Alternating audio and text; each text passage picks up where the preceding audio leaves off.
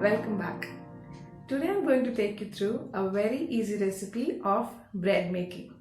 Now when you hear bread making, you would think that no, it's not going to be that easy, but yes, trust me, it is very easy and it yields you a yummy delicious bread. Now the original recipe is not by me but by Chef Lola. I have put up her link in the description below. Here are the ingredients: flour 313 grams, sugar 25 grams, salt half teaspoon, yeast 3 by 4 tablespoon, warm milk 305 gram, and butter 29 grams.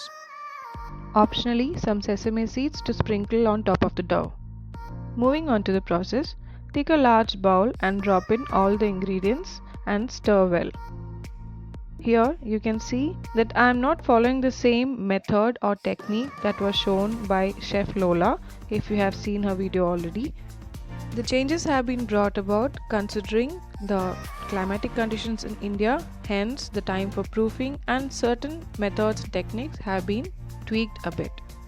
Here I poured the milk first, added the yeast, add the sugar, gave it a good stir, and then added the flour, salt, and then the butter, and I'm stirring it well here.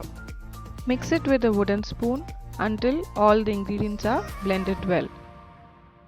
I have used bread flour here. You could always use maida or all-purpose flour instead of that if you do not have bread flour available with you. At the same time, I would say all-purpose flour is the one which gave a yummier version of this particular recipe. Cover the bowl with a lid for about 15 minutes. After 15 minutes, stir using the wooden spoon once again for the next 2 minutes. You would already be able to see a difference in the texture of the dough compared to what it was looking like 15 minutes before. These 2 minutes of stirring with the wooden spoon signifies the kneading part. After this, cover the bowl with a plastic wrap or a cling wrap for the next 90 minutes.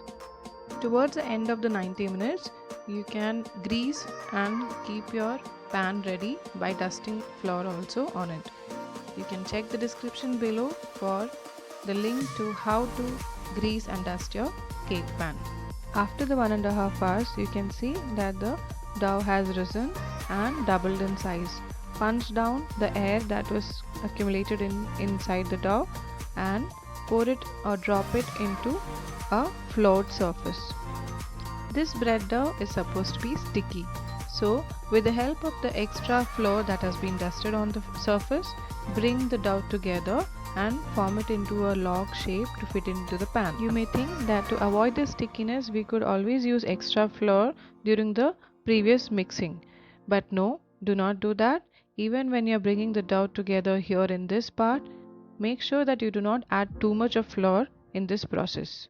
Also, you could keep your pan ready by greasing and dusting it towards the end of those 90 minutes or after this procedure.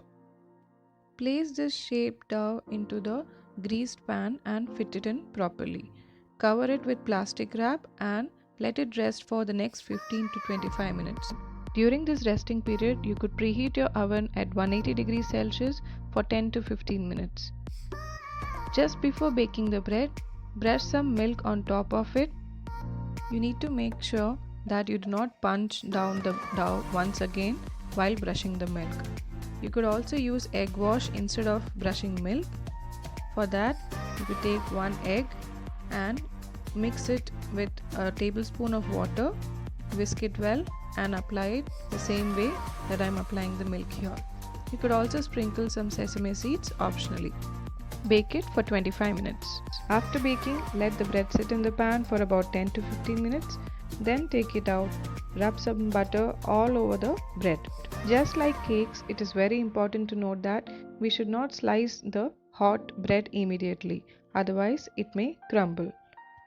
I would suggest to wait for another half an hour before you slice into the bread. This recipe yields a bread in the range of 600 to 700 grams, but it is so yummy that I have to make sure to bake at least 2 loaves per week at my home. Yes, the preparation time is more, but you can always juggle it in between your other chores because it's completely worth it. Hope you all enjoyed the video and definitely will give it a try.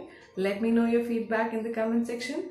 Do tag me at DKKiwe and at Chef ADCC on Instagram or on Facebook once you have baked and post a picture. Stay tuned for more videos. Bye bye.